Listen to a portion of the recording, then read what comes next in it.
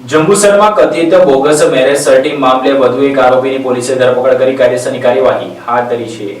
જંબુસરમાં આંતરધર્મીય પ્રેમ લગ્ન અને કથિત બનાવટી મેરેજ સર્ટિફિકેટના મામલે પોલીસ તપાસમાં વધુ એક આરોપીની ધરપકડ કરવામાં આવી છે। અગાઉ કરજણના ફેઝલ મસ્જિદ દિવાનની ધરપકડ બાદ હવે પોલીસે ભરત વણકર નામના ઈસમને ઝડપી લીધો છે। ફરિયાદ મુજબ વડોદરામાં નોકરી કરતી 24 વર્ષીય ડોક્ટર યુવતીને ફેઝલ દિવાન ભગાડી ગયો હતો અને ત્યારબાદ લગ્ન થયાનું દર્શાવતું મેરેજ સર્ટિ રજૂ કરવામાં આવ્યું હતું। પરિવાર દ્વારા આ સર્ટિફિકેટની ખરાઈ કરાવતા સરકારી રેકોર્ડમાં બંનેના નામે લગ્ન નોંધાયા ન હોવાનું સામે આવ્યું હોવાના આક્ષેપો કરવામાં આવ્યા હતા। પોલીસની તપાસમાં કથિત ડુપ્લિકેટ મેરેજ સર્ટિ તૈયાર કરવામાં મદદ કરવાના આરોપસર ભરત વણકરની ધરપકડ કરવામાં આવી છે। અહેવાલો મુજબ લગ્નની પ્રક્રિયામાં ભરત વણકરની ભૂમિકા હોવાના આક્ષેપો કરવામાં આવ્યા છે અને કથિત બોગસ સર્ટિફિકેટ તૈયાર કરવામાં મદદ કરવામાં આવી હોવાનું પોલીસ તપાસ સામે આવ્યું છે અને આ મામલે હજુ પોલીસ તપાસ કરી રહી છે।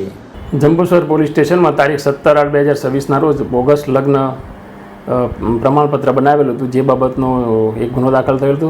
જે ગુનામાં અગાઉ એક તહોમતદાર ફેઝલ મસ્જિદ દિવાન નાઓને આ ગુનાના કામે ધરપકડ કરવામાં આવેલી હતી અને જેમની તપાસ દરમિયાન બીજા એક તહોમતદાર ભરતભાઈ રજીભાઈ વણકર નામનું નામ ખુલવા પામેલું હતું।